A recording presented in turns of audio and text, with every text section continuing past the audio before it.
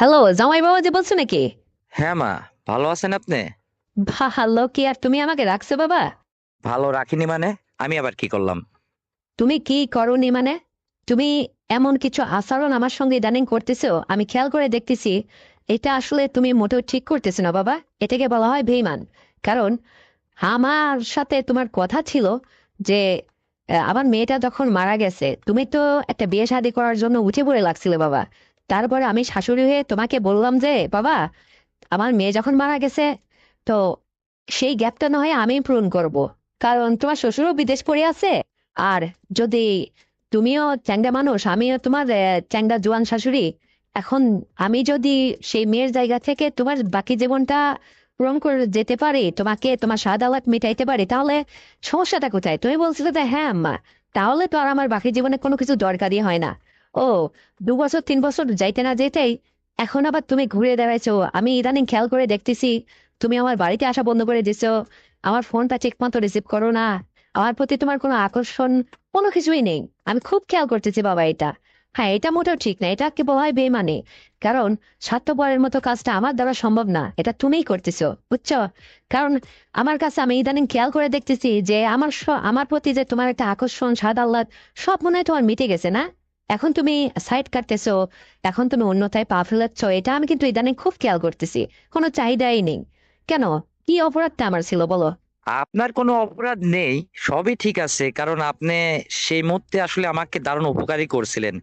কারণ আপনার প্রতিও আমার একটা রুচির স্বাদ ছিল বা জাগছিল, সেটা আপনি শাশুড়ি হয়েও আমাকে, মানে আমি যে আপনার জামাই তারপরেও এটা পূরণ করছেন। কিন্তু অনেক দিনই তো হয়ে গেল, আসলে আমার এক তরকারির বেশি দিন খাইতে ভালো লাগে না, বুঝতে পারছেন? তো এই জন্যই আমি একটু রুচির পরিবর্তন করতে যাচ্ছি। আর আপনিও করেন না এটা, প্রয়োজনে আমি আপনাকে একটু হেল্প করবো আম্মা। আপনি এই নিয়ে কোনো টেনশন করেন না। আর আপনি আমাকে শুধু শুধু দায়ী করতেছেন।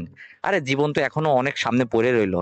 আর শুধু আমিই বা আপনাকে নিয়ে পড়ে থাকবে কেন, আর আপনিই বা আমাকে নিয়ে এত পড়ে থাকবেন কেন? আচ্ছা, আমি বোঝেন না বুঝতে এটা? পারছি একটু তোমার কথা, তবুও পরিবর্তনশীল হন, শোনো।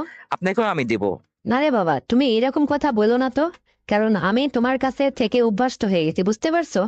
আমি আমার জীবনে আর নতুন মানুষের সঙ্গে জড়াইতে চাচ্ছি না। কারণ তুমি আমার জন্য একদম পারফেক্ট ছিলে। এই জন্য বলতেছি যে নতুন যে আসবে সে বা কেমন হবে, তার আচরণ বিধি বা কেমন হবে, এটা আসলে আমার কাছে একটা ভয় বা টেনশন কাজ করে। আর আমি চাচ্ছি না যে এই বয়সে আসলে নতুন কাউকে আমার জীবনে আবার মাখিয়ে নিই। কারণ তোমার সাথে দীর্ঘদিন ধরে আমি চলতেছি এবং অভ্যস্ত হয়ে গেছি, বা তোমার মধ্যে আমি একটা ভালো লাগার কোনো কিছু খুঁজে পেয়েছিলাম। তো আমি বাকি জীবনটা তোমাকে দিয়ে পার করতে চেয়েছিলাম, কিন্তু তুমি যদি এখন এই কথা বলো বাবা, তাহলে আমার তো আর আফসোসের শেষ থাকবে না। আমার মধ্যে খুব দুঃখ কষ্ট বয়ে যাবে আবার। বুঝতে পারছো? কারণ আমার মেয়ে দুনিয়া ছেড়ে যাওয়ার পরে কিন্তু আমি এতটা কষ্ট পাইনি, কিন্তু তুমি আমার জীবন থেকে যখন কিছু পা টান দিচ্ছ, তুমি সরে যাচ্ছ, তখন কিন্তু আমার মধ্যে অনেক কষ্ট পাচ্ছি আমি। আমার কষ্টটাই হচ্ছে কারণ তোমার সব কিছুর মধ্যে যে এত সুখসাদ বা এত ভালো লাগা, সেটা আমার মতো এই জোয়ান শাশুড়কে কেউ এটা পূরণ করতে পারবে না। বুঝতে পারছো? তুমি একমাত্র পারবে আমাকে সবকিছু দিয়ে পূরণ করতে। আর তোমার সাথে এটা আমি দীর্ঘদিন ধরে ধরো করে যাচ্ছি, তো এটা আমার একটা অভ্যাসে পরিণত হয়ে গেছে বাবা। তুমি এরকম কথা বলো না প্লিজ। দেখো, একটু মনটা নরম করো। মানে তুমি যেটা বলতে চাইছো যে নতুন কিছু আবার আমদানি করবা বা তুমি আমাকে নতুন কিছু একটা ধরাই দেবা, এটাকে জীবন বলা হয় না বাবা। এটা ওয়ান টাইম, একটা সময়ের জন্য হয়তো আনন্দ উল্লাস করার জন্য এটা হচ্ছে কথা, কিন্তু আমি একটা লং টাইম যে তোমাকে নিয়ে একটা লং জার্নি করতে যাচ্ছিলাম বা চলতেছিলাম, এভাবে না হয় দুজন চলতাম, সমস্যা হচ্ছিল কোথায়? তুমি আমার উপর থেকেই না হয় বাইরে এক দিনে এটা সেটা একটু করে টরে আসলে, সেটা কি হতো না বাবা?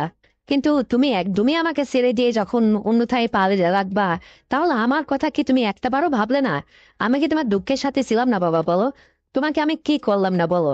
ওই মুহূর্তে তোমার আসলে যে কষ্টে তুমি ভুগতেছিলে, যেটা আমার মেয়ে পারলো না, সেটা আমি তোমাকে পূরণ করলাম। আর আজকেই তুমি সেই কথাটা ভুলে গেলে? হ্যাঁ, আমি মানে তুমি যখন যেভাবে যা করতে চাইছো, যা চাইছো, তোমার কোন শখ আহ্লাদটা, তোমার কোন আইটেমটা আমি পূরণ করে বলো? যত কষ্টই হয়েছে তবু আমি তোমার সব কথা শুনছি, সব কথা রাজি হয়েছি, বা আমি পূরণ করছি তোমার ইচ্ছাটা। তোমার জীবনে কোনো অখুশি, অপূরণ জিনিসটা আমি রাখিনি। আর এখন তুমি এই কথা বলতেছো? তার মানে তোমাদের মতো ছেলেদের কি এটাই স্বভাব, যে এক তরকারি খাইতে বেশি দিন ভালো লাগে না, রুচির পরিবর্তন করতে চাও তোমরা? সি সি বাবা, এটা আসলে ঠিক না। তুমি আসলে কাজটা ইদানিং মোটেও ভালো করতেছো না। আর আমার এবার জায়গা কোথায় বলো? তবে আমার একটা অনুরোধ বাবা, তুমি যেখানেই যাওয়া যাই করো, তুমি নতুন মানুষ আমাকে দাও আর না দাও সেটা বড় কথা না, কিন্তু আমার দরজা তোমার জন্য সারা জীবন খোলা থাকবে। তোমার যখন মন চাইবে তুমি তখনই আসবে। আসলে আমার ভুল হয়েছিল তোমার কাছ থেকে একটা পাবনা নিয়ে, বুঝতে পারছো? এটাই আমি ভুল করেছিলাম। কারণ আজকে যদি আমার এটা থাকতো, তাহলে আমি সমাজের মানুষের কাছে একটা বিচার দিতে পারতাম যে আমার জামাই আমার কাছে এই ধরনের এতদিন করছে, আর সে আমাকে এখন ফাঁকি দিয়ে চলে যাচ্ছে। কিন্তু আমার কাছে কোনো ডকুমেন্ট নেই বিধায় আমি তোমাকে ধরতে পারছি না।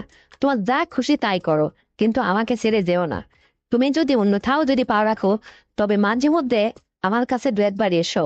কারণ দেখো, আমি তোমাকে ছাড়া থাকতে পারবো না বাবা। তুমি আমার সঙ্গে এরকম বেমানি করো না, প্লিজ। আর নতুন কোনো কিছু যদি তুমি কিছু করেই থাকো, সেটা মানে ক্ষণিকের জন্য করো, লং টাইমের জন্য করো না। লং টাইমের জন্য আমাকেই রাখো। আচ্ছা, তা না হয় কি রাখা করিনি যাবে, আমি কিন্তু তোমার জন্য বলো? শোনেন না, আমাকে আগে বলতে দেন। তুমি আর কি বলবে বলো? আমি না হয় বুঝলাম যে আপনার মেয়ের গ্যাপটা আপনি পূরণ করছেন, অথবা ধরুন আপনি আমার জীবনে মহা উপকার করছেন, সবই ঠিক আছে। কিন্তু আপনার সঙ্গে আমার কথা ছিল বা প্রমিস করা ছিল এটাই, যে আমার শ্বশুর যতদিন বিদেশ থেকে বাড়িতে না আসবে অতদিন আমি চালিয়ে যাব। কিন্তু আমার শ্বশুরের তো বিদেশ থেকে বাড়িতে আসার সময় হয়ে গেছে। এখন এই সময় যদি আমি আপনার কাছ থেকে সরে না আসি, তাহলে তো হবে না। কারণ এই অভ্যাসটাকে একটু চেঞ্জ করতে হবে। কারণ সে 5টা বছর পর দেখুন বিদেশ থেকে আসতেছে। তো এখন আপনি এরকম করতেছেন কেন? সে এসেও তো কিছু একটা তার জন্য রাখার দরকার আছে। সে যাতে বুঝতে না পারে যে আপনি দিনের পর দিন এই ধরনের কিছু একটা করে যাচ্ছেন। এটা আপনার সঙ্গে তো আমার কথা ছিল, কিন্তু এখন আপনি সারা জীবনের জন্য আমাকে যদি ধরে রাখতে চান তাহলে কি হয় আপনিই বলেন। বাদ দাও তো তোমার শ্বশুরের কথা, গোড়ার দিন। ও, এখন আমার কথা ভুলে গিয়ে এই সমস্ত পাশ কাটাইতে দে শ্বশুরের উল্কানে দিচ্ছ না? তোমার শ্বশুরের কথা বাদ দাও তো। সে আজ 5 বছর খবর নেই, কিছু নেই, মানে বুড়ো হয়ে গেছে। তার কথা ভাবতেছো? তার দিয়ে এখন আমার জীবন চলবে নাকি? এখন না, শোনো, ওই তোমার মতো জামাইকেই আমার লাগবে। কারণ তোমার সাথে তুমি আমার জন্য পারফেক্ট ছিলে। আর সে মাঝে মধ্যে সে একটু আসবেই। তো সে আসলে তো তাকে আমি কোনো কিছু থেকে বঞ্চিত করবো না, ঠিক আছে? কিন্তু তার দ্বারা কি সম্ভব যে সে আমাকে চালিয়ে নিতে পারবে? কারণ সে বিদেশ বাড়ি বসেই কত না কি করছে, দেখলো কিটা? আমি কি দেখছি নাকি ওরে? আর কোনো পুরুষ ছেলে তোমাকেই তো আমি বিশ্বাস করতে পারছি না। এই ধরো, তুমি আমার সঙ্গে এতদিন ধরে যা কিছু করলে, এই যে এখন সরে যাইতে চাইছো, তোমার শ্বশুরে কি বিদেশ বাড়িতে এসে খালি খালি পড়েছিল? হ্যাঁ, সে তো পড়েছিল না। সে তার মতো ঠিক যেভাবেই হোক চালিয়ে নিয়েছে। তাই সে আমার জন্য যে কিছু একটা ধামা ভরা বস্তা ভরা কিছু গুছায় নিয়ে এসে ঢেলে দেবে তা তো না। সে তার মতো ঠিকই চালিয়ে নিয়েছে। বুড়ো হয়ে গেছে 5 বছর, আমার খবর নেই। মানে আমার কোনো খোঁজ খবর নেই না। সে থাকা নেই, কিছু নেই, আর আইসি একবার সে মহা কিছু করে ফেলবে না। হ্যাঁ, এইটা তুমি আমাকে বোঝাইতে চাইছো। আর সে আসলো আসলো, তাতে কি হয়েছে? সে থাকা সত্ত্বেও সে 2-1 মাস থেকে 2-3 মাস থেকে সে আবার চলে যাবে। আর তারপরে আমার কি হবে? তারপরেও তো আমার চলতে হবে, তাই না? তখন না হয় তুমি আমার সঙ্গে এটা করবা, কিন্তু তুমি যে আমার জীবন থেকে একদম সরে যেতে যাচ্ছ, তাহলে আমার কি হবে বলো? এই জন্য তোমাকে আমি বলছি। আচ্ছা আম্মা, আমি তো আপনার সবই শুনলাম। শোনেন, আমি আপনাকে যা বলি সেটা একটু মনোযোগ দিয়ে শোনেন। শ্বশুর বিদেশ থেকে বাড়িতে আসতেছে, সে 2-3 মাস যায়, থাকবে না থাকবে, তার ছুটি শেষ হয়ে গেলে আবার যেহেতু সে বিদেশ পাড়ি দেবে, তারপরেই না হয় আমরা আবার পূর্বের অবস্থায় ফিরে আসি। এ নিয়ে আপনি এত টেনশন করছেন কেন? টেনশন করেন না তো, শুধু শুধু এত উতালা হয়ে যায়। সত্যিই বলছো তুমি? তুমি আবার পূর্বের অবস্থায় ফিরে আসবে তো? হ্যাঁ, আমি কথা দিলাম তো। আপনি আমাকে বিশ্বাস করেন না কেন? অযথা এত টেনশন করছেন আপনি। যাক বাবা, তুমি আমাকে এতক্ষণ পরে মুখে হাসি ফোটালে বাবা। ঠিক আছে, তাহলে তাই হবে। তাহলে এখন নিশ্চিন্তে হয়েছেন তো আপনি? এখন রাখি আমি। আচ্ছা রাখো, কিন্তু শোনো বাবা, রাত্রে কিন্তু ফোন দিও, আবার ভুলে যেও না। অপেক্ষায় থাকবো তোমার। ঠিক আছে? ওকে, ভালো থাকবেন। তো বন্ধুরা, জামাই শাশুড়ির 2য় পর্ব শুনে যদি তোমাদের বিন্দু মাত্র ভালো লেগে থাকে, তাহলে এক্ষুনি চ্যানেলটিকে সাবস্ক্রাইব করে দাও, ভিডিওতে একটা লাইক দাও, আর শেয়ার করে অন্যকে দেখার সুযোগ করে দাও। আর হ্যাঁ বন্ধুরা, যদি 3য় পর্ব চাও, তাহলে অবশ্যই কমেন্ট বক্সে লিখে জানাও। ততক্ষণে সবাই ভালো থাকো। আল্লাহ হাফেজ।